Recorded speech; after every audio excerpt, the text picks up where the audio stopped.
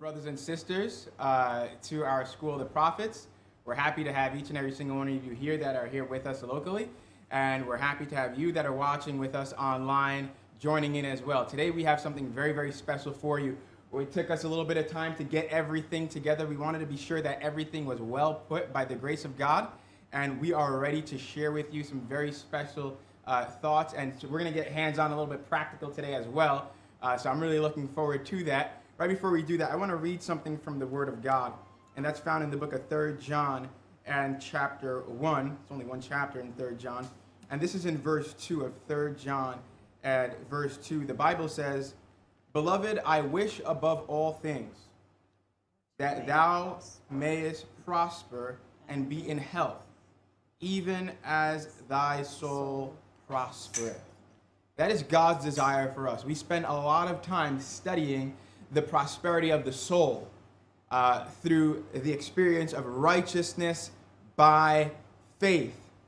And we've been studying that in our School of the Prophets quite a bit, and we're going to continue studying that. But now we are looking at the health aspect of it, because God wants our soul to prosper and our health to prosper in the same way. So today we're going to be studying some very, very special things concerning the prosperity of our health.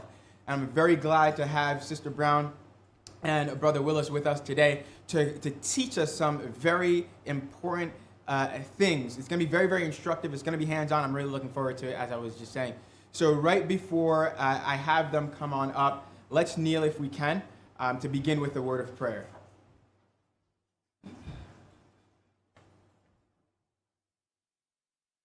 Father in heaven, we thank you for this time. We thank you for this day that you blessed us to be able to see and enjoy. God, today is just as lovely as it was yesterday. Now here we are to study the prosperity of our health that you would have us experience today. Lord, we thank you for blessing us with this space, with this time to do this. Though we're just a little bit tardy, God, but we ask that you help us. We ask that you may be with us and continue to work with us. Oh God, cleanse us of all our sins and cleanse us of all our sicknesses and diseases, we pray. In Jesus' precious name, amen. God bless you all.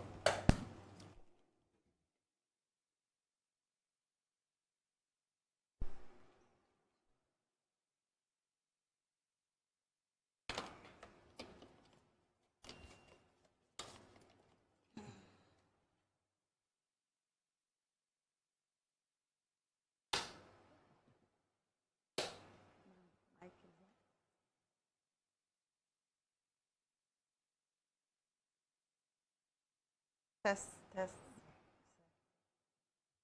Yes.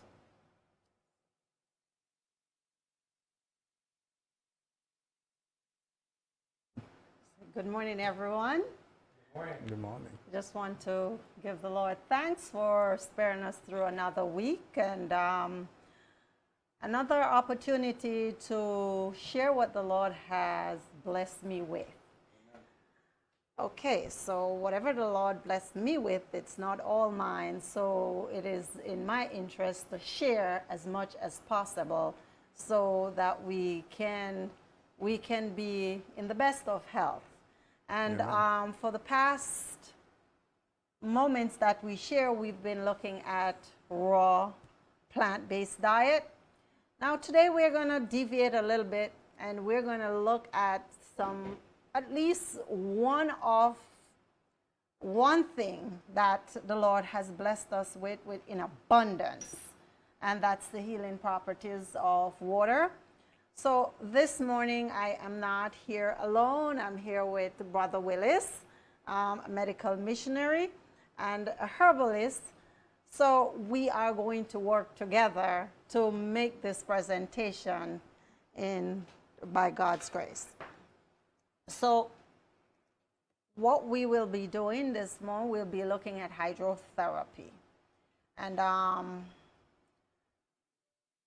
what we do in this presentation, I want for you guys to bear in mind that all the information that is provided, it's not to be substituted for professional help, like from your medical doctor. So we will be going over different things with regards to hydrotherapy. And for the opening section, Brother Willis is going to look at the opening for us, and then I'm going to continue with the presentation. And after that, we're going to come together again, and we're going to do the practical section together. So I'm going to ask Brother Willis to do the first part of the presentation, which would be the intro and the background to hydrotherapy. Thank you, Sister Karine. Pleasant morning, and we are blessed to be here by God's grace, and it's a wonderful privilege to share, because we know that all of us were created that we should share with each other. Every last creature that was created was supposed to share. We as a people have not been doing, but we are still following what God has given us. So as we begin with hydrotherapy, let us ask a question, because a lot of people out there don't know what hydrotherapy is. And we have an objective that we want to follow, that when we are finished, that it will be better understood. So our objectives at the end of this presentation is to identify and describe the principles involved in basic hydrotherapy, to define what hydrotherapy is, to describe how hydrotherapy was developed, that's a brief history of it, describe the properties of water, identify and describe the important points to be observed in all the treatment of hydrotherapy, and describe how water of different temperatures influence how people are assisted with the process. Also, we want to use the model of different types of hydrotherapy, which is the equipments that are used. So let us take a brief look at what is hydrotherapy. Hydrotherapy is the use of water and any of its three forms, whether it be solid, whether it be liquid or vapor. Internally and externally can be used. We can use water to assist the body, to promote and facilitate healing. Now, nowadays, a lot of people ask questions about if we don't use hydrotherapy as a word commonly. We use it, some people say the sauna. That's the most common thing right now as a form of hydrotherapy, as a form of assisting the body. But when we look biblically, we saw that this has been a practice from way beyond, even before Christ came. When we look at 2 Kings 5:10, we have the experience of Naaman. And the word of God says, "Go and wash in the Jordan River 7 times, and your flesh shall be restored." So this is a profound statement, and it is was used as a form of healing, if we understand the background of this statement that was made. So when we look at John 9:6 and 7, it says, "Then when he had thus spoken, he spat on the ground and made clay of the spittle, and he anointed the eyes of the blind man with the clay, and said unto him, Go wash in the pool of Salem," which is by interpretation, he sent him. He went on his way, therefore, and washed and came seeing. So we have 2 instances, and the word of God said, "In the word, and out of the mouth of 2 witnesses shall all be established," right? So we see that we don't have one example, we have more than one, but we are using 2. One by the prophet of God and one by Jesus himself. So when we look at the spirit of prophecy, Sister White was inspired to even write to us and tell us how we should use it.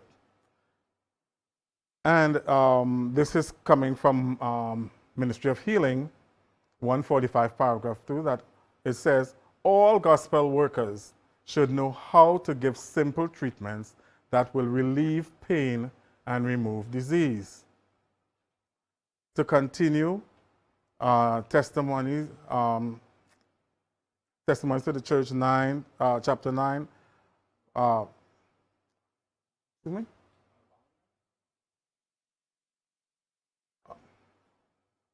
Yeah. Okay, sorry about that. Okay, page 164, paragraph 1 says, the utilization of simple treatments such as water in faith and with intelligence yields favorable results. And we are talking about water, but we're going to see a little further on how beneficial something as simple as water can help us. Now,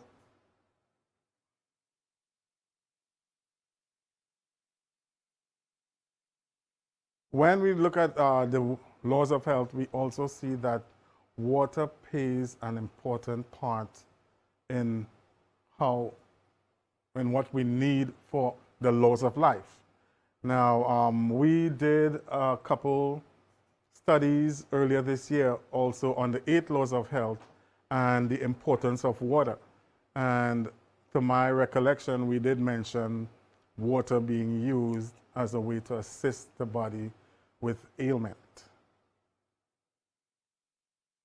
Now, a little history on water is that hydrotherapy actually is that, and this is documented historical fact. Hydrotherapy was used by the Greeks in the 5th century B.C. by the man that is considered the father of all medicine, Hippocrates. He called it the water cure or hydropathy. Now, today they've used it into hydrotherapy, and it's used even further back by the ancient Chinese, the Egyptians, Greeks, and Roman civilizations, and it was used for medicinal healing and just for regular health. Most of the time, particularly in Rome, a form of hydrotherapy was, when they did it, they bathed in public nude. So what happened is that they passed a law and banned it because of the public display of nudity. Now, it came down the Caribbean, it came down into the Americas like in the 17th century. But it was widely spread by, globally by this Austrian farmer by the name of Vincent Priessnitz. And today, a lot of therapies are done. A lot of illnesses are being assisted. Even sprains, colds, constipation, they are being assisted by the use of hydrotherapy. And it's continued to be developed. We have now, in this time, more modern techniques of using these same procedures that were taught. So it's a little more simpler to us. But thanks to Vincent Priessnitz, he brought it to the Americas particularly. So we would like to discuss the properties of water. I'll have Sister Karine continue.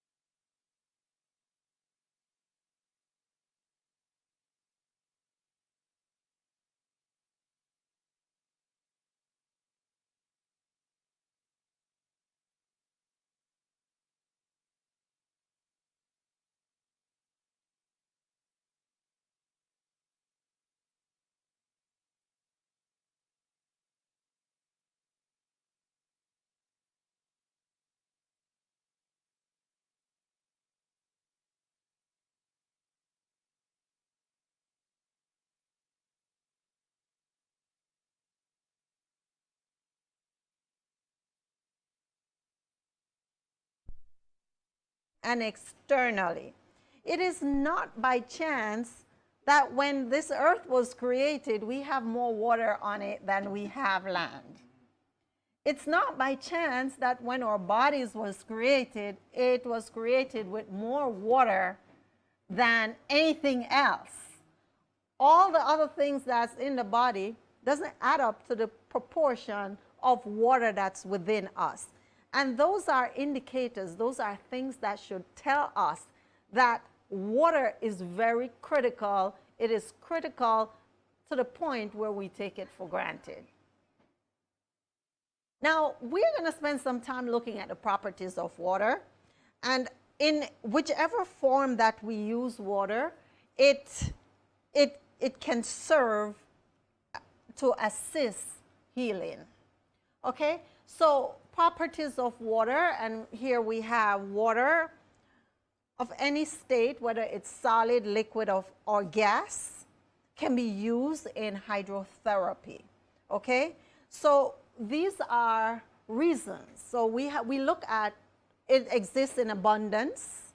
I don't think you have anything that exists more than we have water. The earth is made up of more water than anything else. It is economical. We don't have to pay for it. But we are a group of people who believe that we need to buy everything. And if we don't pay for it, it's not worth anything. And it's not, it is factual. It's just like the free food that we have outside right now in the summertime. We have lots of free food that we could consume. First of all, nobody wants to take the time out to know what we can consume. Nobody wants to go out there because we're afraid of insect bites. We're afraid of everything. Some people declare that some of these things are a nuisance. We need to just cut them down and get rid of them. Now, these are the things that the Lord provide for us, right? The Lord provide these things for us, and just like water, He gave us in abundance, and we refuse to utilize water. Now it is very economical. It doesn't cost us too much. I can't say we don't have to pay for it because everything costs. We have water in abundance in America, but it costs. We have to pay for it anyway. But if we are to use it, it would end up costing us so much less for health than it costs us to pay for our health care and our insurance. You know, so it is readily available. It's easy to apply. We don't have to do too much. It's so easy. First, we could just drink it. Just keep drinking it all day. Any kind of ailment that you're experiencing, you name the ailment. Start drinking water every half an hour and just consistently drink for the whole day and watch if that ailment will not disappear. It's an experiment that it wouldn't cost you anything to try. You could try, okay? Non-irritating, we can use it internally or externally. If you feel like, okay, it's too much to drink it, let me just soak in it then. That's not going to do anything but relax you, and eventually your body is going to absorb it. So soak in it then. If the thing is taking it, because some of us hate the taste of water. Some of us think water is just so bland, it's empty, doesn't have anything in it, and I just don't want to drink it. And these are some of the things that you get. It needs to be flavored. Really now? If the Lord wanted water to be flavored, He would have given us flavored water. But no, we don't use flavored water to wash our clothes. So why do we want to put flavored water in our body to clean our system or to rejuvenate ourselves? No, that's not the way He gave us. So we don't need flavored water. It's a universal solvent. It's physiologically works within the system to dissolve. So if you have stones in your system, if you have any kind of stones, if you have congestion in the heart, congestion in the head, whatever the condition, diabetes, you name the condition, hypertension, where your blood is too thick, you have too much cholesterol, you just start drinking water and see what happens. There are some places that just use water as their means of assisting the healing process. Okay? The proper density for buoyancy. And none of us will sink in water. And if you're having serious pains and soaking in the water not helping, you can't exercise, you can't do anything to promote the lymphatic, draining the lymphatic system, you could just move around in water. You're taking all the impact off your joints and your bones, so intensity that you experience when you walk on dry land or even on the soil is going to be extremely less, and you get great results. And these are properties of water, and it doesn't end there. We talk about water gives up heat rapidly. So when we're using water in the healing process, the heat is driven in very, very fast. It maintains its heat over a long period of time. So when it has a high heat capacity as well, and high latent heat. And that is why the heat capacity in areas, even in the winter when we're around areas that has water, it is said, and we don't interpret it to be warmer in those areas, but technically it is warmer in the areas that would have water. Like we are surrounded by the ocean closer here in New York, those areas would be considered warmer in terms of general temperature than area deeper inland because of the presence of the water, because they hold on to the heat, and it also drives some of the heat off when the land cools down. So it has a high heat capacity, it's have a high latent heat, the heat by which it holds. I think it's for water, it's about 540 kilocalories. It heats up really. The way it heats up, it's very high. So the latent heat that it's hold, the viscosity of water, it's high fluidity, and the body reacts to treatment in a natural way. So you're using something that is naturally in the body. It's, the osmotic regulation between it and the water is going to be in sync, because we were developed in the stomach. When we were developing in the womb, we were developed in water. We swim in water. We breathe in water as from the beginning. So we are water creatures. It's just that we're warm-blooded and we need warm water to sustain us. We never, ever get used to cold water. And that is why cold water is so shocking. Okay? So the high heat capacity.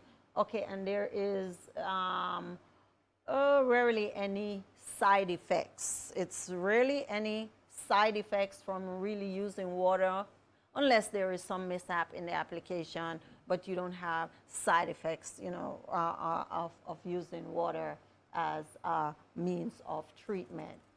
Now, and I said this before, water is the most powerful element causing reaction throughout the body. Stop drinking water for a week and see what happens. You become very lethargic, you become very tired. When you wake up, you can't get up. It's like your life stops. You feel tired. You can't do too much. You must drink water, And we have a tendency to believe that we can replace water with juice or just eating fruits to replace water, but you need water. Okay, and anytime you start getting to that point, just remember that it is a deficiency in water. Okay. Now, just like, and we are still on the properties, and these are the therapeutic properties of water. Now, once I started looking at how water works, I realized that water we have several herbs that we use to support healing process. The properties in the herbs, the water is only one thing. But within that one thing that is called water, we can find almost all the properties that we find in all the different herbs. So here, water stimulates. So it acts as a stimulant. So we have herbs that works as stimulants like ginger and cayenne. So and water does stimulate to increase the vital function of the body. So when you're submerged in hot or even warm water is more relaxing, so it will shut down, you know, it promotes circulation in the body, but what it does, it causes the brain cells to kind of go to sleep. Okay, so it stimulates, so it increases the pulse from 70 to about 150 beats per minute. So water does stimulate. Okay, it is a derivative. So what it does and what that means is that once you put, for example, if you put your foot in cold water, and in most cases we use, let's say, warm water. We're trying to work with a headache. We put our foot in cold, it pull the water from the blood from the area where the inflammation is to the area, it pulls the water away. So if you put a cold pack, so it pulls water from one area to another area by increasing the blood flow to another part. So pull water from the foot, or the blood from the foot up. If you want to stop circulation in your foot, you got to submerge it maybe in cold water. If you want to pull water from your brain to your foot, you submerge your foot in warm water, and it functions as a derivative. It acts as a sedative, so if you are suffering from anxiety, you can relax in some hot, warm water, and this helps to put you to sleep if you are, you know, and some people, you just probably will take a warm shower, and that relaxes the body. So it's a sedative. It is antipyretic, so it reduces the body temperature. So in this case, we would use cool or cold bath to reduce the pulse rate. So when your pulse rate is, you know, you're suffering palpitation and you're having that, you can use cold water, and you could do it in different forms, maybe an ice pack in the area where it's experienced, so that calms or cause the contractions. Okay, so these are, so we have anodynes. So here, and we are still on the therapeutic properties. So we have hot water fermentation creates anodynes, which lessens the nervous sensibility, thereby relieving pain. So like if you're having pain that radiates from any neurological damage, then you could use fermentation, which is you do like herbal mixture, and add to the water, which will help to reduce the pain that you experience or inflammation in a particular area. And we have anticonvulsant, and this is also another way of relaxing the muscles. So if we are having muscle contraction, this is another way. So it's just like we'd say so we have the antispasmodics for the herbs. So this is the convulsant. So they're astringent. So here we have cold water, which is used for arresting hemorrhage. For those people experiencing heavy bleeds, that this is one way. You can use cold packs. I think one of the things that we mistakenly do is a lot of people use a warm, hot water bag for this kind of situation, which is the reverse of what we should do. We have expectorant. So these are all properties that, just one thing that the Lord, just a single thing called water, as simple as we take it. Just understanding how to use this, an expectorant. And here it says heat applies to the chest. It could loosen the secretion to that so that you can easily cough up the mucus. And we could always add to this by using additional things, like we could use onions, we could use herbal application, but we are not using anything else here right now. We're just talking about water, the severity of it, but water works just as good as anesthetics. So think about, you want to get an area dead, you could use this. You could just use ice, and ice will make it cut off the circulation. In essence, that's what it does. Just cut circulation off from that area, so that area you won't feel anything.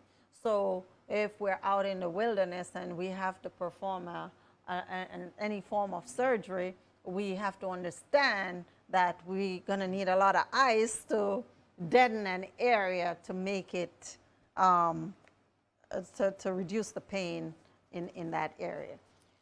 So we have water acting as a laxative. So for those that are suffering constipation, and it's not just, you could drink more water, which will loosen up your bowels, but you could also sit in hot and cold water, alternate the treatment, and that will also loosen the area that is extremely tight and is causing that constipation. It is an eliminative, which helps with the eliminating process, so which is quite similar to our laxative here. So we have it is a perfect eliminator. So, and it works in all the areas where we eliminate. So you're drinking more water, you will be urinating more. Your feces will come out more regularly. You will sweat more, and you will release more water via your lung in the respiratory process. That diaphoretic, water may be used to produce just to promote perspiration. And just the application, drinking it is one way. We could also use it to induce perspiration. We talk about the sauna, we talk about the steam room and stuff like those that are very popular today, because all the treatment that is used, all the different forms in which water is used, it comes back in a different way, in a more modern form. So we have these mini sauna here, and we have the big ones when you go to the gym, or some people just have their steam room in their houses, and they use that as, you know, in the winter when it gets really cold, to stimulate and induce sweating so their pores doesn't close in. But you have all of these different properties of water, which I think is incredible, and God doesn't make mistake when he gives us something in abundance. But we have not learned. We are still like the Israelites. We are still walking around in the wilderness looking for something that the Lord did not give us, and we are not taking heed. We are not taking direction. And it is something that we really need to seriously take into consideration if our intention is to really make it in his kingdom. So we cannot grow spiritual if we're disobeying the simple things that the Lord has instructed us to do. We're ignoring them. We ignore them, and we take all the medications that the doctor gives us. And the simplest little things happen. We don't wait. We must run to the hospital, and we must be given medication. We cannot use these simple things because we don't even try, because we have no faith in the God that we truly believe in. And that is where some of our biggest problems lies. It is taking taking that risk and having that faith. These are some of the things we have to challenge ourselves with and see how can we fix it. How can we fix it? And if we can challenge ourselves with that and we are successful, we will gain confidence in actually using some simple things. I am having this problem. I'm going to drink water, and I'm going to see if I can bring my intake of water up and see if this will go away, you know.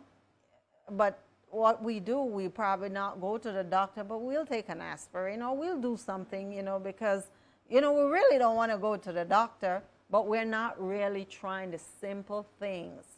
And I'm telling you, if when Naaman was instructed to go and dip in the water, he didn't say to dip and leave. How many times was he supposed to dip? 7 times. And what does that tell us? Perseverance. Is it going to happen overnight? No, it's not going to happen overnight. It is going to take some time. And that is how you're going to build your faith. It is going to take some time. Okay? So we must be patient with what we're doing. Okay, so as we said, these are okay. So when we conduct hydrotherapy, it is done in many different ways, as we talked about earlier. We have the mineral bath, we have jacuzzis, we have the saunas, we have just soaking in baths. Some people add minerals to it. Some people just put their foot in some mineralized water and they sit there and relax. The foot has some of the largest pores in it in the body, so it does there's some chemical reaction occurring there. Okay, so so it's in the variation of the temperature that we take advantage of when we do hydrotherapy. And when we are applying this, there are certain things that we must bear in mind.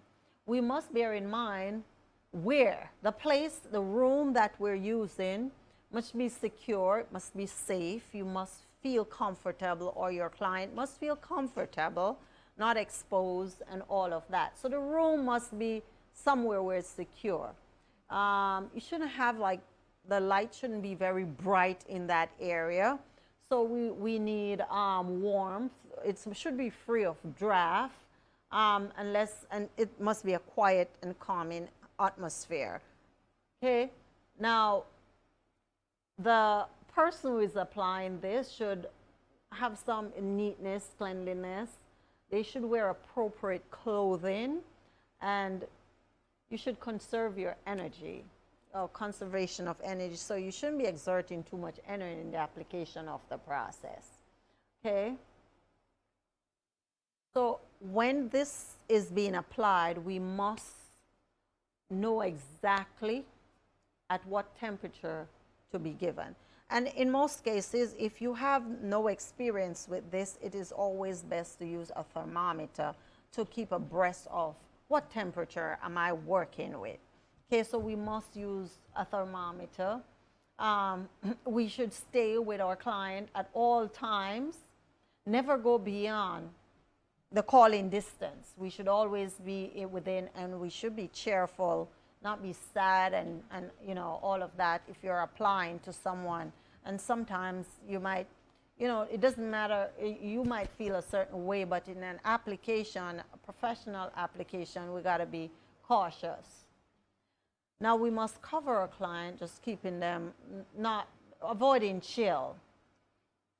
So we must warm our client before the procedure. So in hydrotherapy we use a lot of covering within this process.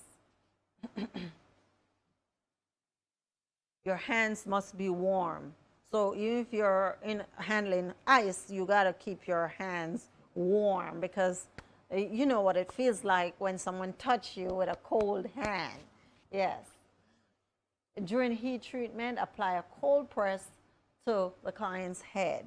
Must always use cold on the head, because we don't want the brain cells to shut down and the person become dizzy and pass out. We should encourage our client to relax. Heat treatment should be followed by cooling, as we said. You must make sure the patient is thoroughly dry after the treatment, because that additional water can, eventually become cold. And you must talk to your client. Tell them what is coming so that they understand that they're going to experience this at this moment and this at that moment. So it's not a surprise. It's very important, especially when you're professionally dealing with any client at all, or as a medical missionary. It's just what you should do. Explain to your, yes. Now, during cold treatments, they are not tolerated very well by infants, so young children, aged person, or those who are extremely weak or exhausted. Therefore should not be used for these patients. And it depends on the timing as well. So it's not recommended. You can use cold, but sometimes cold can be of varying. So if you're using very, very cold, you want to bring that in so for example, you have a child suffering from temperature, high fever. It's not hot that you're using. You're still going to use cold, but you have to bring that cold not to extreme cold. Some people will do ice, and icy cold, you don't know, so you want to be sure and be safe when doing these application.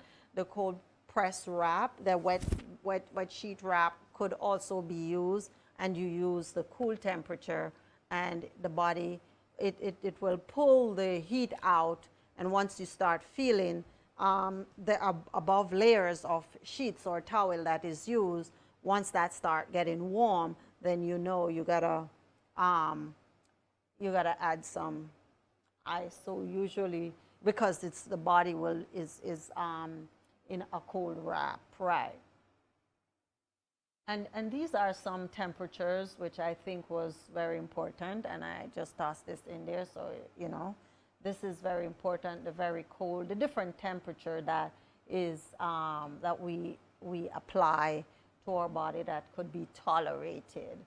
So I felt like this was important. I'm not going to spend the time to go over it. If we are going to use these applications, we can just always look back at this to know. So some of the challenges, as I was mentioning earlier, it's a very slow process. It's not instant. So it requires a lot of time and effort. So we must be patient and give it time to work. Remember, this is also another means of building our faith. When Naaman was instructed to dip in the Jordan River, he had all these excuses. He felt like, oh, that was not the cleanest part of the river. I don't think I could go dip in it. And every excuse, and it's the same way we're finding all the excuses now, and that's because he did not really believe that dipping in this water, and he wasn't told to dip once, he was told to dip 7 times. So we must be consistent. We have to remember and take the excuses out and trust the process. Trust the process, and we will see the result in the long run. It has lost favor in society, so most of us, as I just said, doesn't bother. It's just too much. It's not convenient. It's easier to take a pill, and that's what we have become. It's it's very sad when you really think about it. Depending, and this is going to vary right throughout. Our clients can get very dizzy. They can be weak, and we have to know the background of our client before we literally actually touch or decide that we're going to do anything for support. So as a medical missionary, we know that this is our last job that we will have, and maybe we won't be able to access herbs when we come to the city to help people. So if you know nothing else, then you would, in most cases, be able to find a little water that you could warm up, even if it's a cup of water, and you have 1 cup of water here and 1 cup of maybe ice, whatever it is. You could warm the water, and the other one is a little cold. But at least that would be available if nothing else is available to help in the healing process. And we should never take it for granted, because in those times, we will have to trust and believe. We have to put everything, give it all we got, because this water is what's going to heal us. And that's just it. Now we have a ton of alternatives, but water is simpler, right? So I'm here in defense of water. So I think we should try it. We should try it. We're going to actually use water to heal everything, because it is possible. Whether we're going to use the steam from it, we're going to drink it, we're going to soak in it, whatever we're going to do, we are going to trust the process, and we are trusting in God, having faith that it's going to happen. Abraham had no instruction, right, Michael? He didn't know where he was going. He was just given this instruction, get up and move. And we see over and over where water in the Bible is used for healing. It's not about the water, it's about the faith and the trust that we have in the Lord. Okay, so we have to change, and it starts with us, right? So patients might vary, and for a client who has diabetes and even circulation issue, in most cases you're diabetic, you have tingling, you lose sensation. For those clients, it's not recommended that we apply hot. It's so because if you can't feel, you can't know the intensity of it, so therefore those clients will get burned, and then we'll run in trouble in recovering or in the healing process for patients that are diabetic.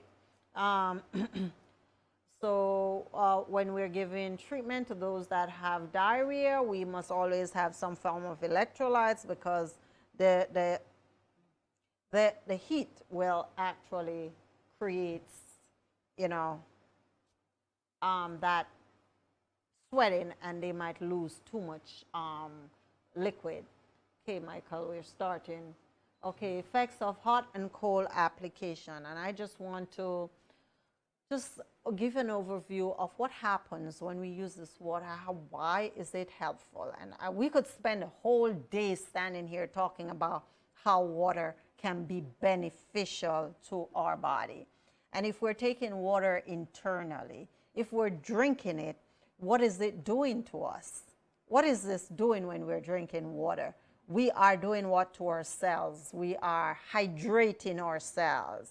So our cells stay turgid. So therefore, they don't get dry. Our cell membrane is fully water. We are flushing our system. We are getting rid of toxin, and our entire body. I just want you guys to try just drinking water for the day. Just drinking enough water, the water that your body requires, and watch how happy. It's not just you who will experience that level of happiness, but your cells are going to be happy. You're going to be bursting with energy. All the pain that you're experiencing in your back and your side and your legs, you're going to find that that pain will go away, because your bones are no longer dry. Okay, so this is what happens when you drink water. So try drinking water. Drink enough. You're supposed to drink, your body weight is 100. You divide that by 16 and drink that amount in ounces for the day. So whatever your body weight, divide it by 16 and drink that number of ounces of water for the day. Or you could drink a little more just for the experiment. and we could give feedback and see what happened in the next. Right. So let's try it.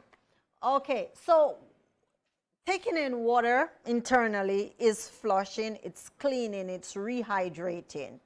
So we should never replace water with anything else.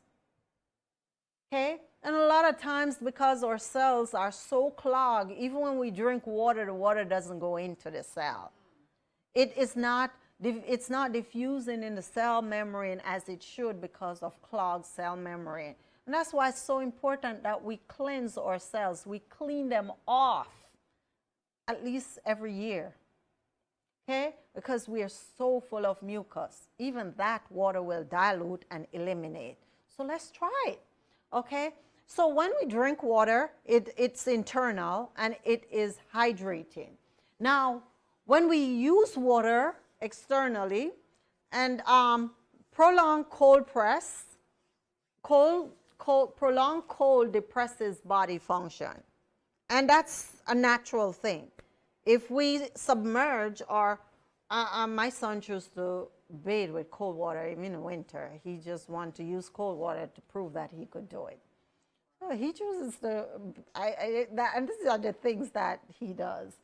So he just uses cold water all the time. I'm going to the shower and it's cold. I'm like, oh my goodness, this is cold. But that's what he chooses. But I mean, if you are, you might get out of the shower much faster. If you want to conserve water, you probably could use cold water. Yes, but get it in the, if you're exposed to cold, and we know that we're outside in the winter, and if we're not properly covered, our fingers start freezing, and that is why the way we dress is so critical.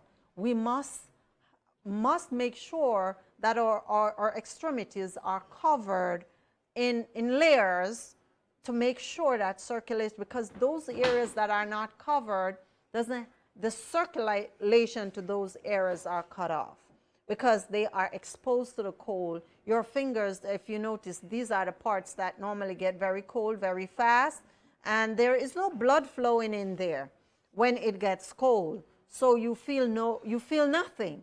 So it's very important. So long-term exposure to cold is going to cut off circulation from everywhere, and it's going to depress every function. So there is not going to be any function, nothing functioning if you're exposed to cold for long.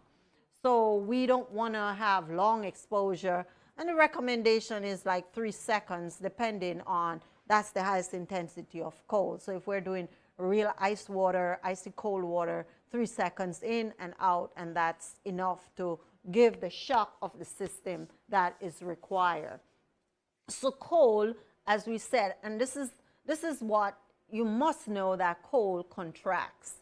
It contracts the blood vessels, and that is why when you're exposed to cold, you don't have any circulation going to the area. So the blood vessels contract, meaning the vessels get very narrow and there is no flow of blood in those areas, so it's cut off. Okay? So it's a contraction of blood vessel that occur, while heat will dilate or open the blood vessel. Okay? So that's the one of the key fundamentals that we are going to use while we go through these demonstrations. We must remember what we want to do. So if we're experiencing inflammation in any area of the body, it means that if there's some activity, when you look at an area that is inflamed that you can see, how does it normally look? Red. And what does that tell you? What does that tell you? Something is wrong. But do we have a lot of circulation going to that area? No. So if it's red and it usually, if you're having a headache, let's say a pounding headache, what does that tell you? So we're not having enough, the free flow of blood. Okay. So, all right. So if we're having minimal flow to the head and it's causing a headache, now how should we approach that if we want to use hydrotherapy. What's one of the first things we can do to dilute our blood? Drink water. Please, drink water. That's the first thing. If we try drinking water and we drink water, it's not going to work instantaneously. Not everybody it works instantly for. There are some people who it will work in a shorter period. Some people will take a longer period, right? So if we drink water, that's not working. What's the next thing are we going to apply? What do we apply? What would you apply on your head? Is it a hot or cold? You're doing what? Why would you apply cold? You're applying cold, but why? But why? So why would it go away? Why would, if you apply the cold, it would make the headache go away. But do we know why it would go away? Can we say why? It contracts the blood vessels there, though. So the blood vessels, what? So you're going to say that now? Oh, cold contracts the blood vessels. Exactly. While So we understand the principle behind it. So the blood vessels are contracted. So therefore, you have what? Do we have a lot of blood going there? No, but the headache, it will ease that pain that you experience. So that's the fundamentals of it. So we put the cold press, and in most cases, you know, if we're really going to do a treatment, but you could just do that and it will help. Or we could put our foot in what kind of water would you put your foot? Warm water, very good. So we would put our foot in warm water to support that. And what would the warm water do? It pulls everything down. So the warm... You could even submerge in the tub with the cold water on your forehead. Exactly. Yeah. You could also do that. Yeah. Right. So you could submerge, and these are different ways that you could do these applications. So I just want to mention the two fundamental principles that of how this hydrotherapy works. It's the contraction and relaxation of blood vessel. So blood vessel contracting, it cut off circulation to an area, and it will reduce whatever inflammation is you're experiencing. And and the heat will cause a thinning of the blood, and it will cause your heart rate to go up. And because remember we mentioned it will move from 70 to 150 once you're consistent with the heat. So heat causes the pulse rate, and if your heart is beating faster, it's going to result in circulation going around your body. And if the pulse rate is creating too much perspiration, we must always remember that we apply some cold to the head so that we don't lose our client. Okay, so this is pretty much, you know, what I really want us to go over and understand. You know, once we have more circulation going to an area, it's going to increase the metabolism or the general effect. And I'm pretty sure you guys will access this PowerPoint. So I am not going to spend all this time to go over all this. I just want to jump into the practical things that we set out to do. So today we're going to, there's a lot of detailed information that you could access if you want to actually try this. So we want to look at a hot foot bath and some of the reasons why we do this. So this is one form of hydrotherapy which can be practiced. It's simple. It's a very simple method of water application, and a lot of people practice this. But because we live in a community where we are always on the go, I don't think a lot of people have time to sit down and just put their foot in some water. That is just too much, right? It is way too much. Just think about it. You got to go get the bucket. You got to go get the water. You have to sit down for 15 minutes or more. Oh my goodness, that's like eternity with so many things to do, right, Pastor Coco? It's so much things to do. So it's something that is very simple, and believe me, you know, I've used many variations of this. There is the ionic foot detox machine, which is also another way of detoxing, you know, but it, you know, just simply putting your foot in some Epsom salt and just relaxing, it is extremely relaxing. It neutralizes the charges in your system, relaxes you, and you feel like a new person for starting all over again. So it's something that we could try, and these are, you know, we use it for sore feet, for easing symptoms of the common cold, head congestion, and it's good for the relief of pelvic cramps, abdominal pain, and prosthetic problem, menstrual cramps. So, and this is a foot bath. When we do a foot bath, these are the procedure.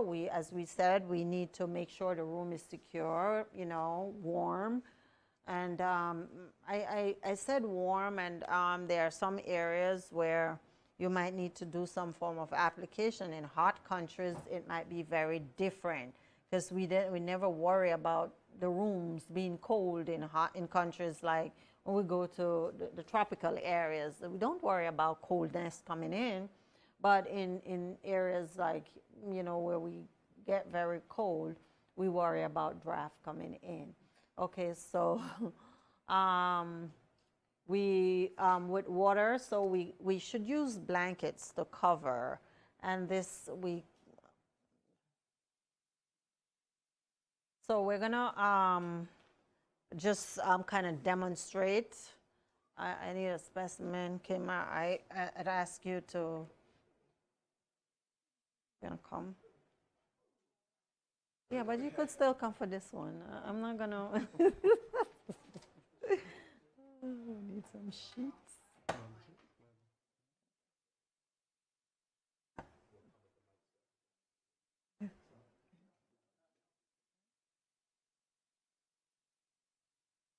Okay. Yeah.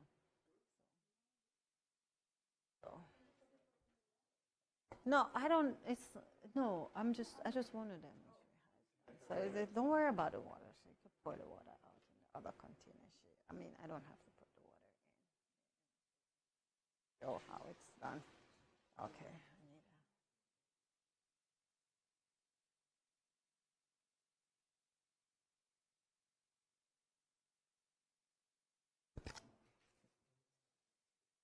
What y'all do to me?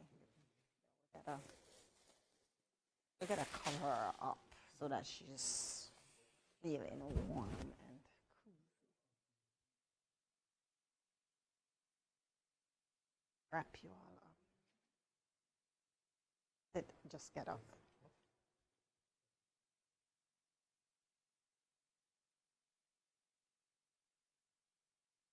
So we have space in between. Yes, sit.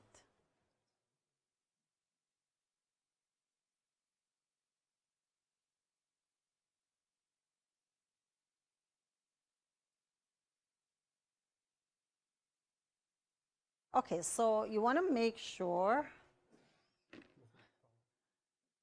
Yeah, so we want to make sure. Take me off.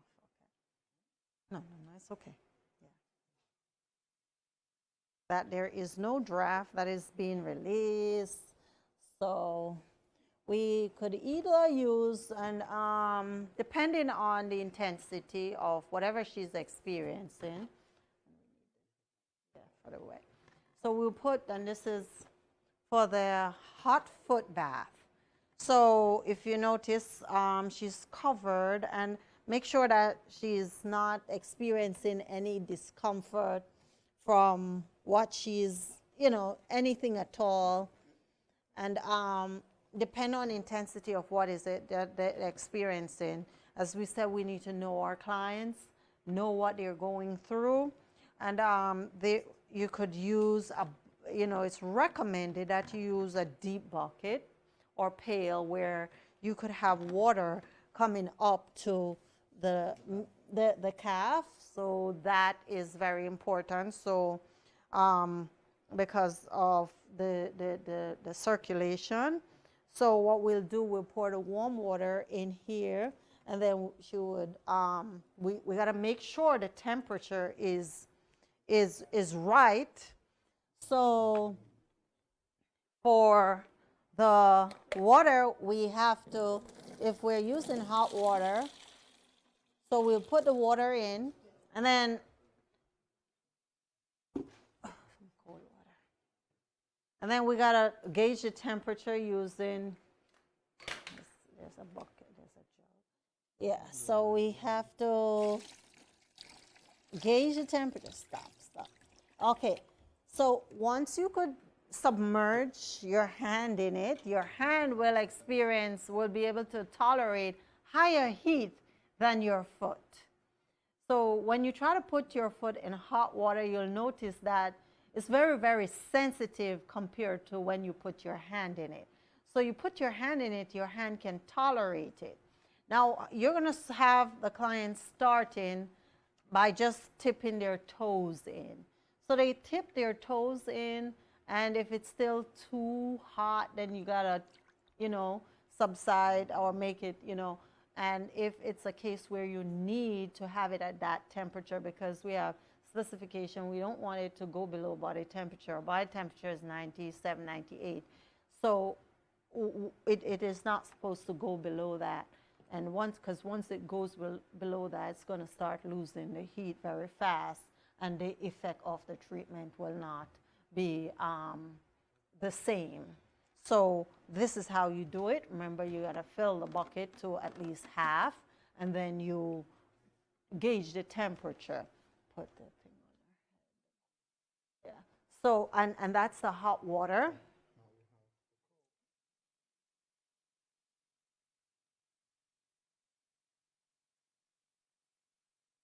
All right.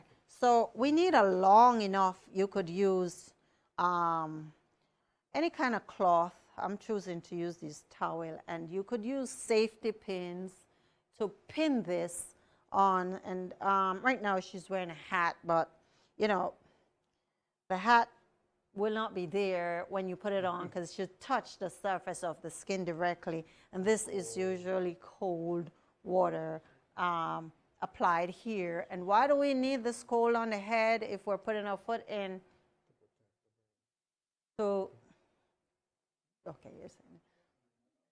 So to protect the brain, right? So, I don't know.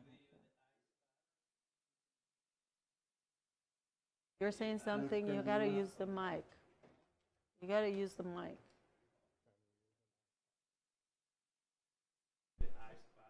On the head, on the forehead and back of the head, instead of that. If you could get it around the periphery, yes. Well, oh, you put it on, and yeah, but you gotta make sure it's secure. Yeah. Okay, and that's for our cold, a hot foot bath. So why do we use this? How can this help us again? What are some of the things this could help us to do? For headache, and what else? Foot pain, sore feet. For what? Okay. Cramps, menstrual cramps. Okay. Relaxation, cramps. Yes. Absolutely, the minerals. I think you missed that part. You went out for a long while, yes. And then during that time, can she drink MMS? Yes, she can. Yes, she could drink liquids while she's doing this. No, like a magnesium, like a sulfur, plant-based sulfur. Yes, she could. Okay. You know, so it constantly hydrates. Yes. Any other question? Okay. Thank you so much, Sister Kim. Yes. Thank you very much. Okay.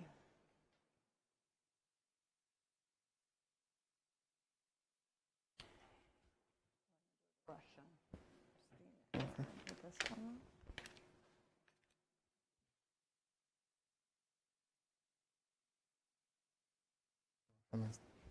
Okay. You can use it there. There.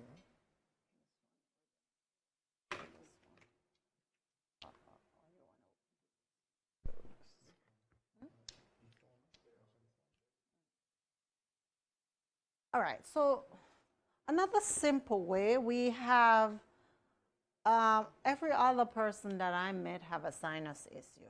Every other person. And this is a mucus problem. This is allergies, consistent, and this allergy is not just during the springtime. This allergy is right throughout the year for some odd reason. I don't know what is happening, but this is a consistent issue, and I think it's because we're not drinking enough water. I think we have a buildup of mucus and not enough water to flush the system, so therefore we suffer from allergies. And I think all the people who are suffering from allergies, for the most part, should start drinking more water and see what happened and give some feedback. Let us know. Okay? So and I said drinking the water for first, but there's also this very simple way. I think I should have someone who is going to, who have a sinus issue, so we can, and we could just use the steam from water. You're gonna come? Okay, so you wanna come?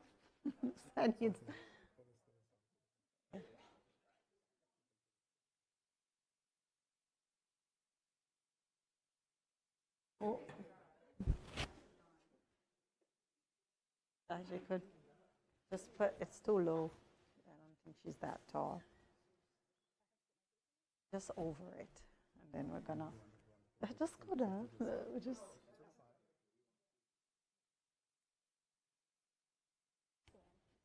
Okay, so, but you gotta go down low, and then we're gonna cover you. Hot, so. And this is a very simple way of clearing the sinuses. When it becomes very congested, it's a very quick way of doing it. And besides just doing this, you could also add some peppermint. I just add a little bit of peppermint, but if we don't have peppermint, just the steam will clear the congestion. And cayenne pepper is also a very good way of clearing that congestion. Okay. This peppermint is it not, it's not too strong, right? I'm still alive. She's still alive. Yes.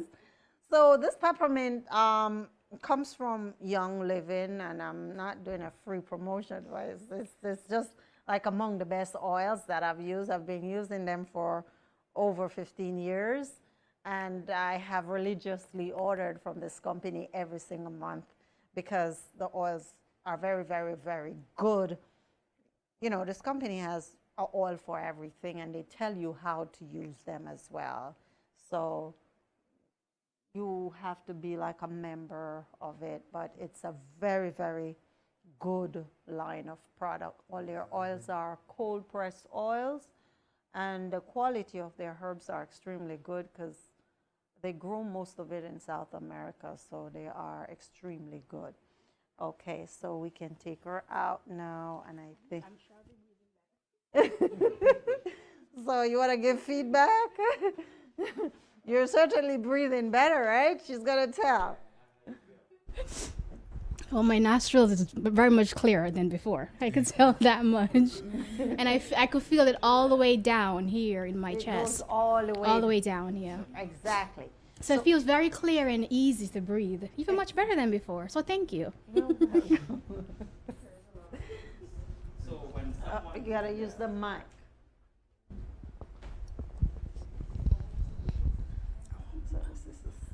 Okay, you can at the same time while you're doing that or before you do that, do the what we call the lung tonic for the digestive system. It will really help to like triple the ease very, very fast. We remember our lung tonic with horseradish, ginger, cayenne, all of these things. So you drink a little bit of that, and if you possible, take a lot of lemon juice. And when you do that, it will go away very fast, really, really fast. There is something also called a snuffy nose. You sneeze that in your nose, and then you do this. It will go really, really fast. If the sinus is there for years, it will just go away.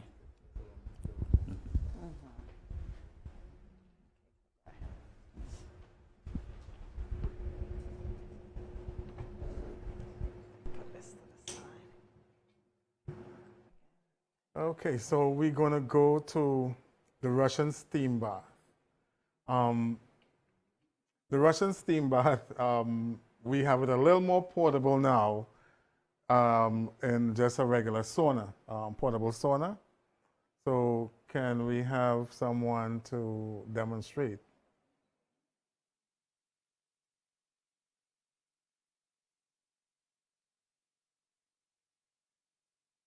Okay. Okay, so before we go in, one of the first things we need to do is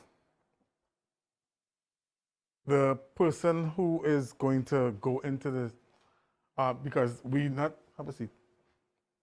We're not going to be doing like regular public sauna where you just shower and go into the sauna. So one of the things we do therapeutically is that we do a procedure called dry skin brushing.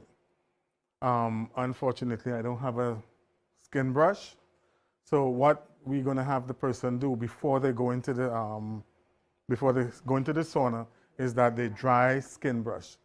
Reason is that we want to activate the acetylcholine on the skin and also get the lymphatic system, get the blood starting to flow to the surface of the skin.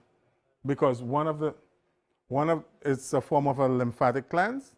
So one of the things is detoxing for the sauna is to detox. So we want to get the whole organ, the outer organ involved, which is the skin. So when we dry skin brush, you go from the outer, from the lower part, and everything comes to the heart. So you brush this way, up towards the heart, this way. Here, if you can reach, if you have the one with the stick, you try and get up towards the heart. That way, you're getting the heart to pump more, that it would start moving the lymph faster. Now, when that process is done, the person goes into the shower and have a warm shower. And then they go into the sauna. So one of the ways we do, this is how this sauna works. It's a one-person sauna. So come along. Take off your shoes. If we could get a look inside of the sauna, would have been good. You want to get a look inside of it before she goes in? Okay.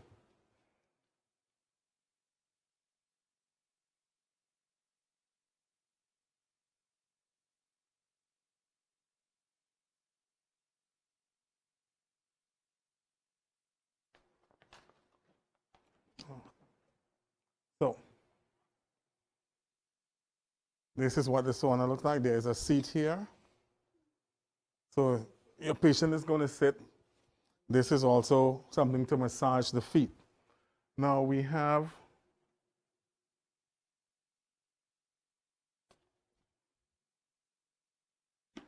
this canister here in which you put your water in And if you want to use detox herbs or anything else, you put it in here. Even patients who are having respiratory problems, this comes equipped with a tent that can cover the person's face and get the lungs and everything involved. So any herbs you want to put in here, you can. You fill it up, cover it.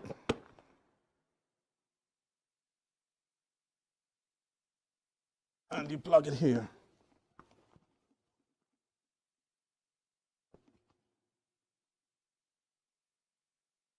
Where are you? And it's ready to go. So now this would have been prepared. Patient comes in.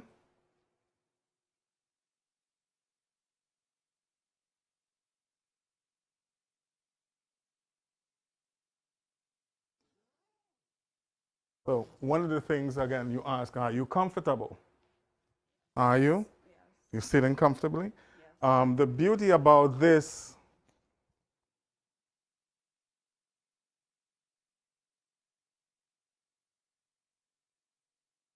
so it's all the way up. Your hands can come out. So if you want to read or anything else, you don't feel too constricted. Your hands could come out. Or you can stay in. Some people stay in. You press and the patient starts to steam up. This you can set, this one, you can set your timer and it will steam up. So your patient is getting therapy. Now, again, we're talking about keeping the brain protected. So what I do is that I seal here. This comes here. Put your head back. So all of this is coming up right here. And as the time goes by, you know, we got to protect the brain. So warm compress. Warm pack here and here. Right? You also, to keep the person hydrated, because you still don't want to dry them out, now you can also give herbs.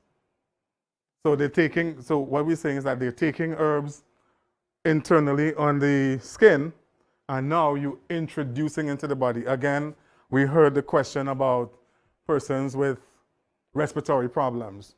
Lung tonic is good. So you start giving that. You give lemon juice. So when they come out, you know you have a holistic experience with the patient.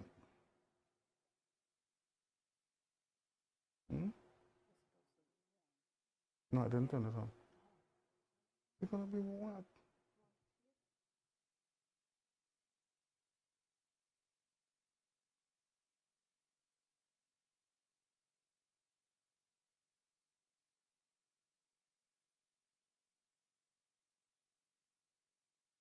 Attention. So I could demonstrate live. Water. Need to change your clothes. You're going to need to change your clothes. But you're going to start feeling the heat. Just tell me.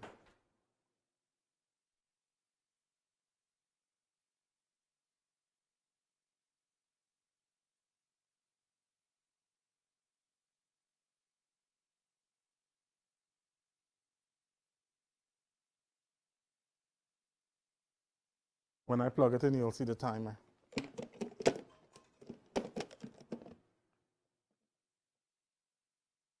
Oh.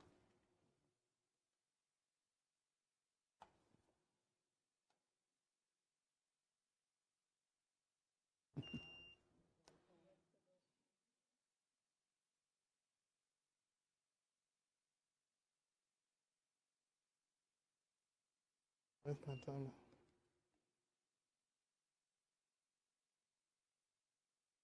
So I put it on 20 minutes, and I'm raising. And if I put it to the highest, it goes all the way to 106 degrees.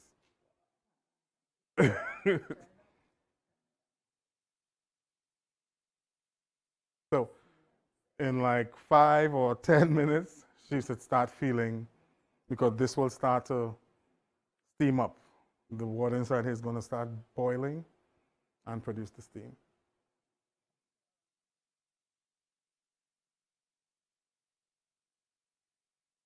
Well, for now, we're waiting for the steam to start coming up.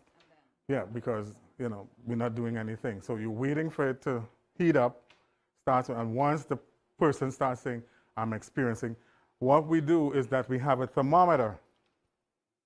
Because if we're going to, it's not going to take, it's not going to go shoot up to your body temperature. It's not going to, right now you're at your resting body temperature, which could be 97, which could be 98. So you don't need that. But once they start to heat up, now we know that with the heat inside there, it's going to also raise your internal heat, your body heat, body temperature. So what we want to do is that once it goes beyond 99.1, which we consider a mild fever in medical terms, now we want to start monitoring to make sure that we don't induce a fever which can burn out the brain, affect the brain. So we were going to start every 5 minutes checking the body temperature using a thermometer. That's now when we know we establish, okay, we're now inducing a mild fever. Now we start taking the precautions to protect the brain. Because the detox process is actually raising the body temperature to push out the toxins. Even when we exercise, the reason that we perspire and all that is because the body temperature is raised. But we are in a closed environment and we are inducing, it's called like an artificial heat. So we have to protect the brain that way. Any questions?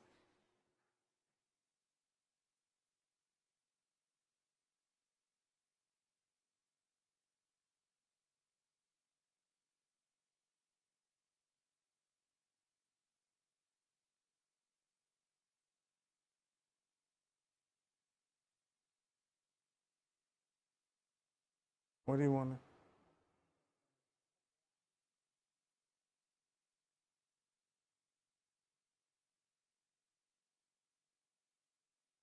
The Russian steam bath. I think Pastor Cuckoo had something that he wanted to share with you guys with regards to this this procedure. So this is a very, very good thing. You don't need to wait to be sick before you do this. You can do it maybe once a week. The day you are home, you want to be relaxed. In the morning, you take your colon cleanse to empty your bowel first. Then you can take your herbal tea later on. Then you take your lemon juice and then your green juice. So you flood your body for a lot of nutrition first. Then you get into the sauna. Now, before you get here, if the person wants to lose weight, you can add something we call lipolysis section to it. She will take up to 9 to 10,000 milligrams of niacin. Do not use niacinamide if you want to lose weight, because it will not help you to get what you want. Niacin will induce the opening of the fatty cells, because the fat cells, they keep your body, they keep the toxin, so that the toxin doesn't go all over your body. So when you use niacin, it opens up this toxin and the body releases the toxin. Now you can flush them out. Now, if you know you use niacin, it will be better to take some charcoal, because also your system will be dumping toxin inside. The liver will dump toxin, all of that. So you have to bind this thing out at the same time, both at the same time. So it depends what you are dealing with. If it's for the weight loss, highly recommended to use that. There's a doctor, his name is Dr. Yu. He might be Japanese or Chinese. So the government founded him to detox people from 9/11 intoxication. So they did the same thing, and then they give you the towel. When the person's sweating, you are drying yourself. And they take this towel to the laboratory. And they find all of this toxin from since 9/11 in the toxin right there. So it's very potent, It's a very scientific, like clinically proven to be very effective. You can do it weekly, or you can wait until you get sick. But I suggest you do it a very preventive way. It relaxes, it helps for many things. But for those who want to lose weight using this also, necessarily you need niacin. The niacin, the lowest you can take is 50 milligram. But if you're doing for lipolysis, you have to take it to up to 9,000 to 10,000. It's 100% safe. It won't hurt you. Okay? So while she's here, somebody can be really giving her more things to drink. Now, for the if the detox is needed, much more, you can add humic and some fulvic mineral. Then you are doing something very complete. Fulvic will really help the cell membrane to have a detox even at the cell membrane. And you will be really, really, really good. Okay? So being here, you can be taking a lot of stuff. A lot of stuff. Green juice, minerals, everything. Okay? It can take a whole day to do this process. Start from the morning. Okay? Colon detox, everything, skin brush, lipolysis. Then you get here more juice, more mineral. Even taking fresh lemon juice, fresh onion juice for deep, deep detox, removing this bad toxin in the body to bind it out. So it can take a whole day if you want to do so. If you want much effectiveness, don't eat anything cooked. Let your system be free, clean, and just easy to remove things. Okay? All right.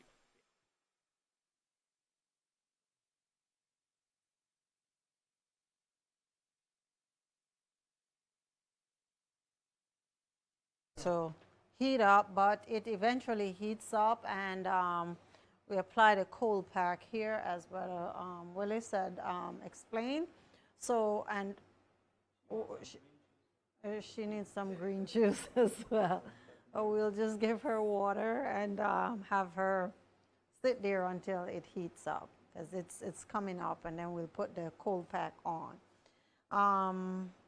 And we're not going to sit and just wait. We're going to keep going.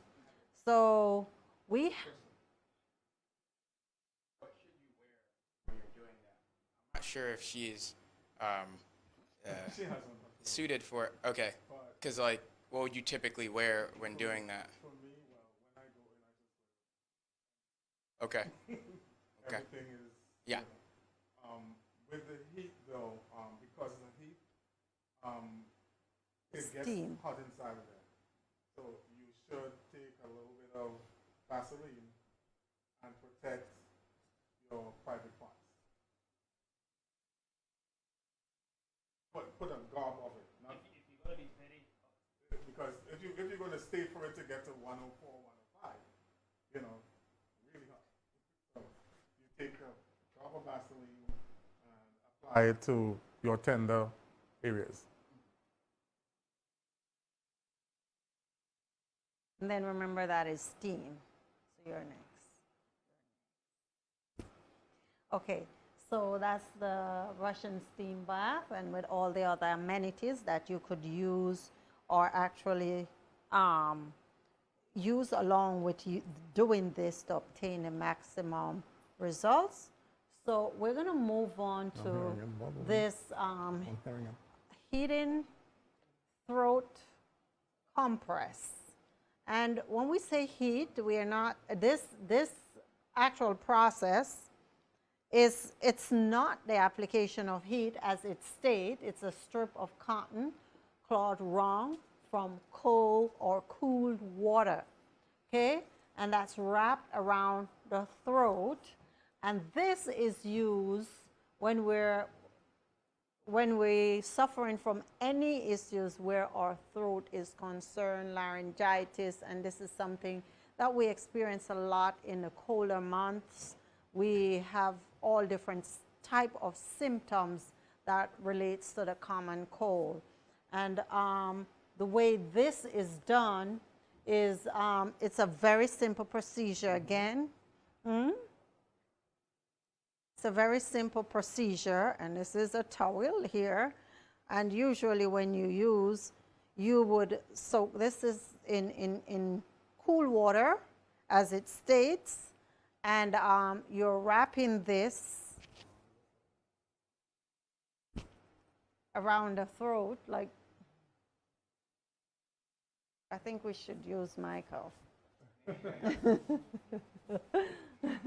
Oh, yeah, so, and you use safety pins and you pin this. Yeah. Yeah.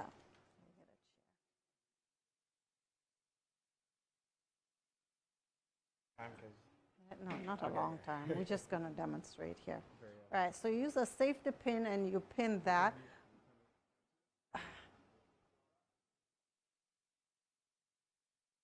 And that, and remember, pin it in the back. This is kind of, oh, he has a long neck, right?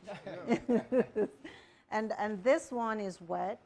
So we would now cover that wet one with, you could use another towel. It might not, you know, just so that we don't have that water soaking off, you know, so.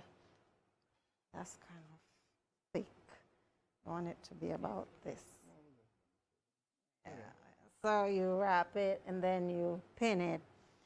And you go to sleep with this and wake up in the morning. And the effect of this is that it's derivative. It's pulling the heat from your body. So this the wet one is going to get really warm.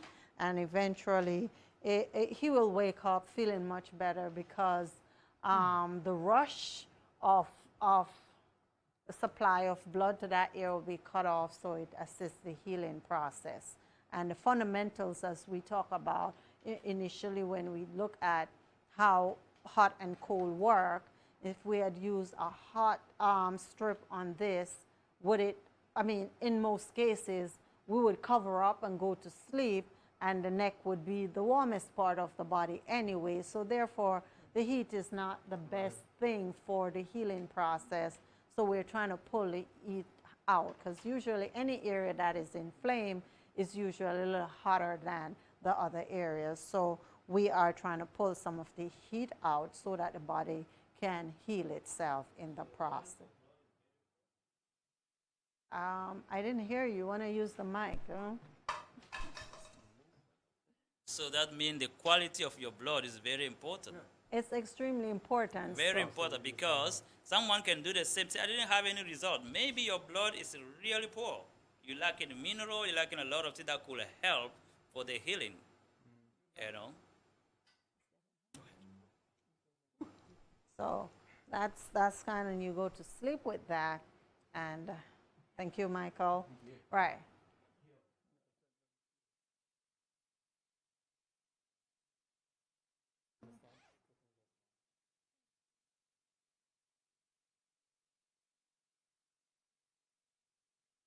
Okay. Okay, so so that's the heating throat compress, and that is a very effective way. And as Pastor Kuku mentioned, that the quality of the blood, and we know that the blood, everything travels in the blood.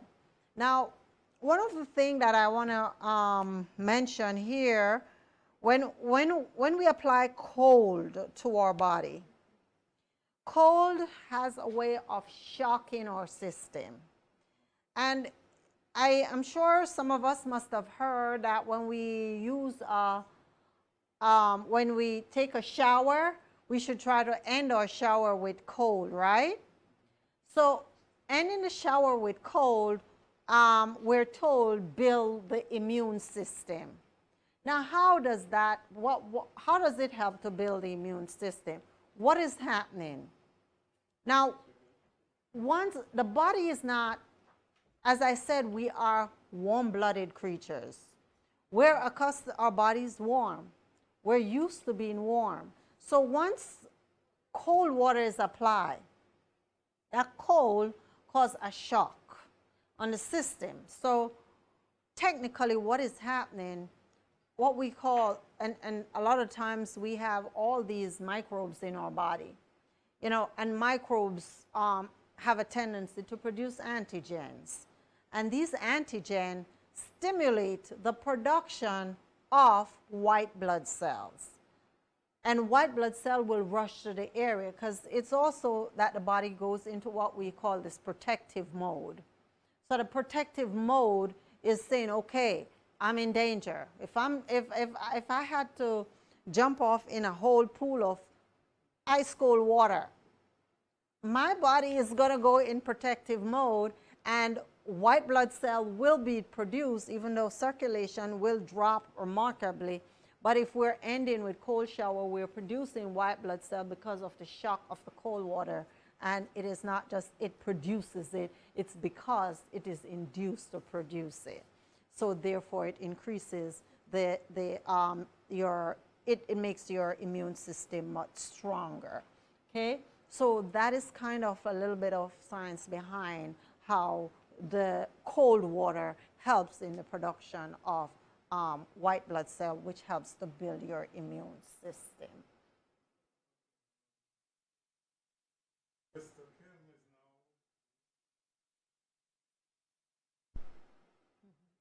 Sister Kim is now feeling the heat.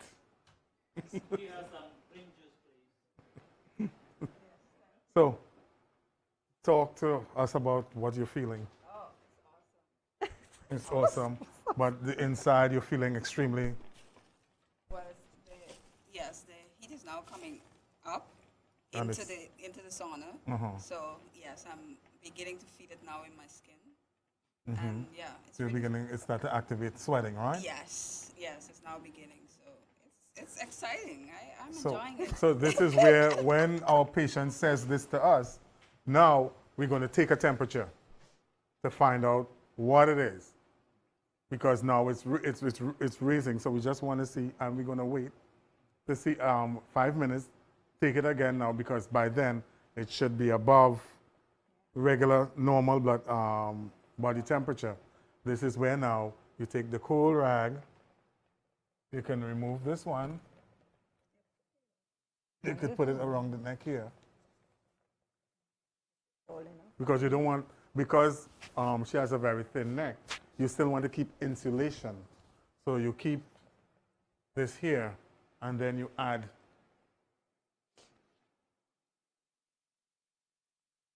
Now there's another attachment too, that you put herbs here, and you can also put herbs on the inside.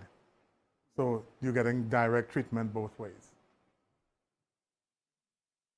And now the pores are open up, or they're opening up. So therefore, if you're using herbs in the form of fermentation, it will actually just seep right into there you go. Into the pores and right straight directly into the blood vessels. And that's another way of absorption. So we have many different ways that we could apply this. So it's another way. Okay. And yeah. Before, so now that we have Sister Kim tell us that she's hot in there, now when the patient is finished, you are not finished. So we talked about dilation of the blood vessels, and when we talk about this dilated, the pores are open now. So what we do is that she's finished, you get a cold sheet or anything that's very cold that could submerge the body. And what you do is that you remove these. You want a sheet, you want a towel, it's bigger. So Sheet or towel that should be very cold. Because, I mean, her time in this was just for demonstrating purposes, but if we're doing a treatment,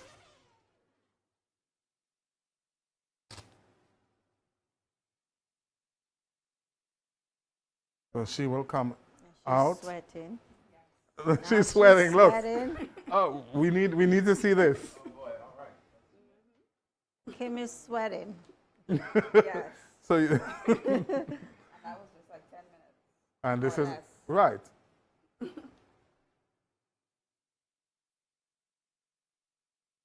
You getting it? So we'll have her stretch her arms out. You take this, you drape this here, you drape this here. Very cold. And why Again, because for demonstrating purposes, but I would have a longer. What's the reason for this? It's because we're trying to close back the pores. So we have her step out because right now her pores are open, so you can't just leave her. Now that we have detoxed everything, remember, now as much as if you leave your door open, anything could come in, right? Same concept. You let stuff out, you leave the door open, stuff will come in. So you have her now, you drape them in very cold water because they are on fire. This will cool them down and you escort them. What you can do is, there's another procedure that we continue on, but you can also send them now to take a cold shower to just cool down. We have a procedure called the cold sheet pack that we will take her or the patient into the bed now to finish the procedure. But this is basically the beginning part if we want to do a cold sheet treatment also. Okay, so thank you very much, Sister Kim. I'm glad you enjoyed it. Yeah. And I'm sure we get the principle, the fundamental principle of these different applications that we have tried. We have done the we have done the heating throat compress that we did on Michael. And remember, when it's heating compress, it's not using a hot anything. It is using cold water covered with another layer of material, whatever nature that you have, okay? And for this purpose, we're using the towels. Now, you could use the same principle to do a chest compress. And this is the same thing as, and the procedure is here, the same fundamental principle that we use for the heating throat compress. And for this one, we're just not going to do the steps in this. We're not doing this demo. I'm just explaining that you're covering your chest with cold material, and in doing this, you got to do a wrap across, and then you cover it with another layer. And once you do that, you will cover up and then go to sleep and wake up in the morning, remove it for whatever congestion you're experiencing in chest. Some people might be coughing all night. That's one way of doing it. And as I said, all of these can be enhanced with the addition of other things. Some people might want to add red onion skins, and you warm them up, heat them up, and apply them to the areas that you're experiencing the greatest intensity. You want to put them on the lungs or wherever you're experiencing that, and wake up the next morning and you will feel the difference in the way it feels, because everything is driven in that comes out of the onion, and whatever is there, the worm will be pulled out, and it will suppress the inflammation that we experience. And that brings us to the very last part of the modeling that we had promised that we're doing. So that was the section on modeling or demonstrating how to do each one of these different methods of hydrotherapy. And remember, it's not only external application, it is also drinking more water to clean internally. Because if we, and remember, we're going to consistently try this experiment, bringing up our water intake for the week. So if we're accustomed to drinking 16 ounces when we are 150 pounds, we are going to change that to drinking at least we need to drink at least 10 glasses of water if we're weighing 150 pounds. Okay, so we want to bring that water intake up just to see the difference in the way our body function. Okay, So, and I remember God did not give us so much water on this earth for no reason. It serves a valuable purpose. And as we all mentioned, I could spend a whole day just talking about water and application of it, along with how beneficial it could be for our body. Now, if we know we're dehydrated, and some of us are walking around dehydrated, and there are many ways that you could hydrate your body, as was just mentioned. We can drink the water. That's the first and simplest way of getting it in. We can also soak in the water. We can add minerals to the water we're soaking in. We can simply soak our foot.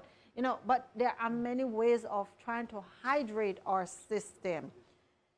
And it is absolutely necessary that we stay hydrated for the maintenance of normal functioning and metabolism, and to maintain good health. So if we don't have any question, you know, as we had mentioned, God uses water. He gave us water. And at the end of the day, we must bear in mind that Jesus is the living water. And he is the living water. The woman at the well, when given his water, it's no way you could keep that shut up in your bones. But if your bones are dry, it will not be effective. So we need well-watered and nourished bones in order to be able to go out and do the work that we're called to do. And remember, this is our first job. Ministering to people is the first job that we have, and everything else is secondary. So we need to bear that in mind as we go through this week. Let us try to revitalize and live our lives to the fullest, and do God's will, because that's what we're called to do. That's our sole purpose on this earth. I don't know if there's any question that needs to be. I do. Oh, you want it? I have a question on the heating of water. The water gives heat, and you're talking about we're here in New York around and we get heat from the water. How does that, can you explain that a little more for me? Water does what? Water gives heat. No, we're talking about the capacity, because if we're to look at the chemical structure of water, when we did it in the first part, the giving like, so when we heat the water up, the capacity of water to hold heat is greater than most other liquid. There's not another liquid that has a higher capacity of holding heat. And it also has the capacity to give off heat very rapidly too. So when you apply hot objects to your body, that's how the heat is conducted to or within the body.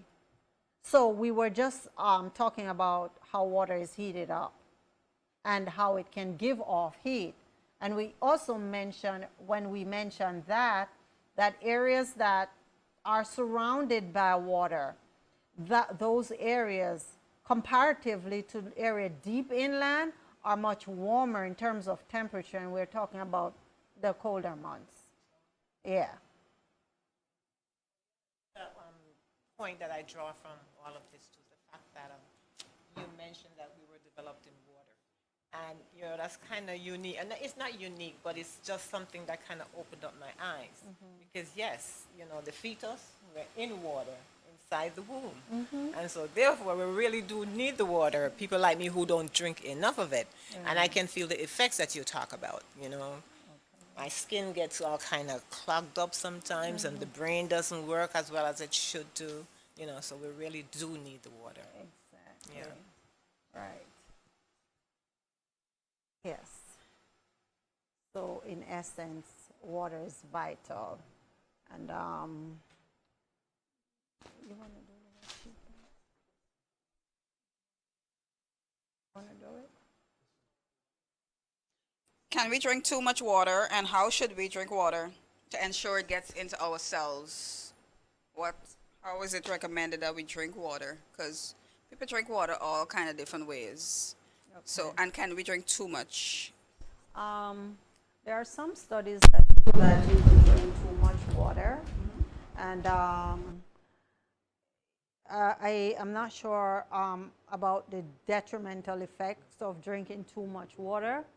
But in most cases, what I find with the clients I work with, they never ever drink enough water. Drinking how we drink water is recommended, and it's recommended that you eat your water and drink your food, and that's a statement that is just tossed out there. We might like misinterpret what does that mean, and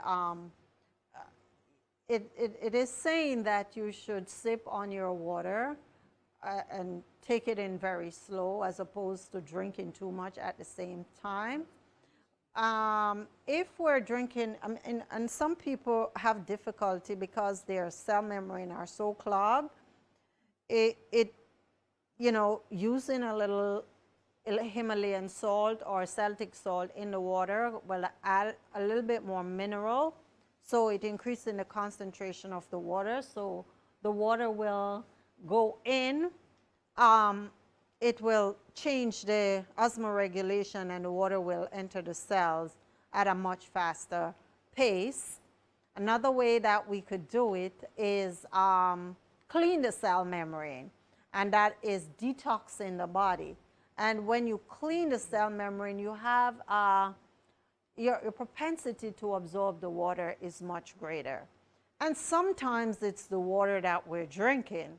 Sometimes the types of water that we drink, the pH of the water might be very low, and that affects the absorption. The structure of the water sometimes makes it difficult for us to absorb it. And there are some cases where people might use some of these water machines that break up the molecules of the water. And if you should try drinking water like that, you will find that it goes down much easier. You drink a whole lot more water. So you could take like 40 ounces of water and just drink it. And you're like, did I just drink all of that off? And it will go right in. So the absorption of water in that case is much greater. You know, when I travel, I find it, you know, I drink a lot of coconut water, and it just depends on where I go. If I go to the Caribbean, which is where I go a lot, it just drinking water becomes difficult. Even when I'm not in my house, is because I use one of the water machines, and the water just is very different. And I might taste the water and it's very dry. But I know I have to drink water, so I try to find a good source of water depending on where I go, and I will try to consume as much as possible. But sometimes it becomes very difficult, you know, because the regular, everywhere you go, you'll find bottled water. But I just think it's a waste of money sometimes to just buy it, because they are just, and a lot of them are horrible. They're really horrible based on my research. I've done research on a lot of these water, and a lot of them are highly acidic. Some of them are neutral, and some of them actually taste dry to me when you drink it. It's like, this water is drying my mouth out. Why am I drinking water and it tastes so dry? And that's the best way I could say it, because it really does feels dry on the tongue, and it makes it, they feel like it's dehydrating my body when I'm drinking. And I don't know how that works. I'll have to really look into the science of it, but that's how it feels to me, because I know when I'm drinking good quality water, it tastes different, it goes down different, and you know, a lot of people might not know it, and maybe that's part of the reason why we have so much difficulty just drinking water. People with heart or like cardiac issues or kidney issues, in terms of the amount of water intake, is it like they should limit that a little bit, or it's something that they should? Because like I suspect that not everybody can take the same amount. Like there's not like a cookie cutter approach to that, right? And that's a fact. Not everybody would take the same amount, but there is a designated amount that is required for the normal functioning of the body. And I'm thinking that you're talking about people who have difficulty passing their urine or something like that, filtering, you know. So in that case, that person will still need to drink water in order to flush, because those, if you have an issue with your kidney, you're having a filtering problem, and it could be not just a filtering problem, it could be other issues with the kidney. And if you're having issue passing out the water, they would have a bag, right? Some form of water, and you got to watch that to see the color of it. So you need to know that if it's concentrated, the color is very dense, so you want to drink more water, and it doesn't. I mean, if you can't pass out the water that you're drinking, then that's a serious issue. There has to be some way that it must come out. Yeah. So, and I don't see any reason why you shouldn't drink water. If you have an issue with passing out the urine, then you would definitely need an attachment to help you with that. And it's the only way if you have a blockage, like a stone that is blocking the urethra. So therefore, it won't go out readily. Were you guys blessed today? Yeah, I mean, we learned a lot of things. We learned quite a bit of things. I thought we were going to do some massaging since we had but next time, okay, because I'm looking for a free massage. Yesterday when I was sharing, like there was something on my back. I'm like, what's going on over here? You know what I mean? I'm like, I could use a massage. Now we have the massage table. We didn't massage today. But next time we'll look into that. And you too, my sister. All right, so what we have to do is that we have to be sure that we are hydrated, because we're dealing with muscles when we're doing massaging. So we have to stay hydrated. See, I know a couple of things. I know, you know.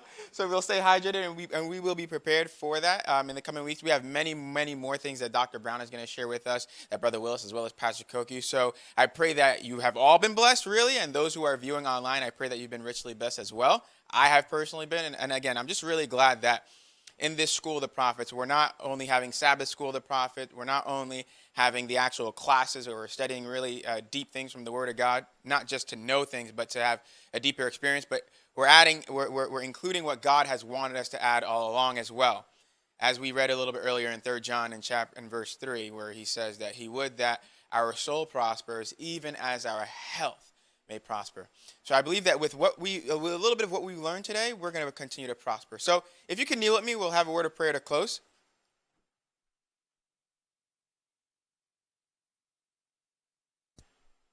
Our Father, our God, which art in heaven, we thank you again for this day, for this time, and for all the things it is that we were able to learn in this medical missionary school of the prophets.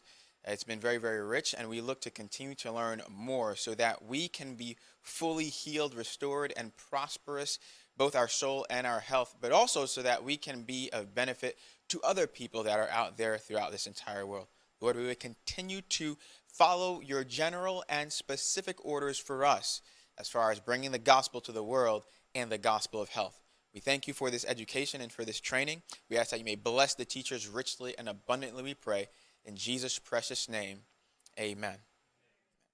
So we will see you all this coming Friday at 8 p.m. We'll see you then. We'll continue with our classes. God bless you.